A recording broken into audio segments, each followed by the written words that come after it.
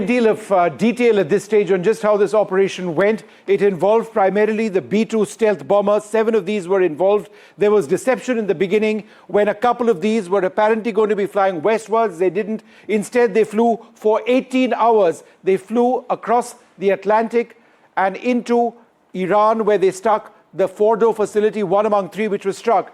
But as they went over there, in the next page, you can see that they were escorted by American 5th-generation aircraft, which presumably would have been the F-22s, possibly the F-35s. At the end of the day, there were 125 American planes which were involved, including air-to-air refuelers. So these then went into Iran to hit Fordo primarily. What about Natanz and Isfahan, you ask?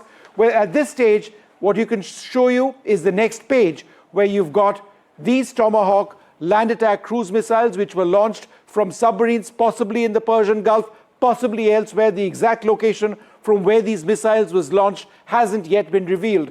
But these are subsonic missiles, and while these were flying, the B-2s, of which there were 7, were targeting Fordo. Let's show you in the next image what exactly they were targeting. This is the Fordo site. It's an earlier image from the 20th of June. The entire Fordo facility located underground, under this hilly terrain over here. These are all entry points. They needed to penetrate this. How exactly did they do that? Well, the next picture shows you the B-2 aircraft that you see with the GBU-57. The GBU-57 is called the MOP, or Massive Ordnance Penetrator.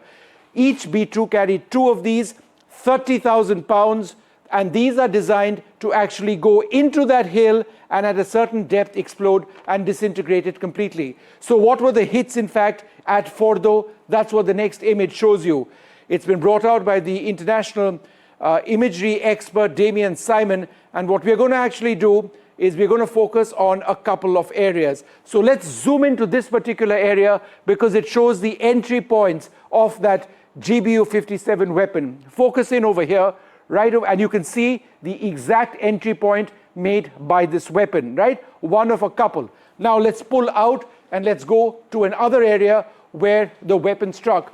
Right over here, you can see it pierce over here, the area, and it's gone right in over there, and in the process, it's gone in, and deep inside, it struck the Fordo facility. Now, there are those entry points which I mentioned earlier on. Those appeared now to be covered in dirt. So again, let's zoom in over here. This access route has been covered in dirt, and it seems it has been blocked, possibly as a result of the explosions inside. And it's the same situation in this particular entry as well. The tunnel entrances appear to be sealed with dirt, right? They are no longer accessible. That's what the B-2s managed to do. But if we go to the next page, because I was just talking about Fordo, what happened is that they were undetected. They don't believe there were shots fired on them. The B-2s and their escort package exited Iran at this stage. But what about the Tomahawk land attack cruise missiles I was talking about? Well, let's go to the next image, because those missiles that you see over here were used to strike Natanz and primarily Isfahan. And that's what the next image shows you. That is the exact sequence of events. Those jets, which I pointed out earlier on, gone by now, right? So the Tomahawk cruise missiles were the first to be launched, the last to strike, by which time the planes went in, went out, and would now presumably be back in the United States.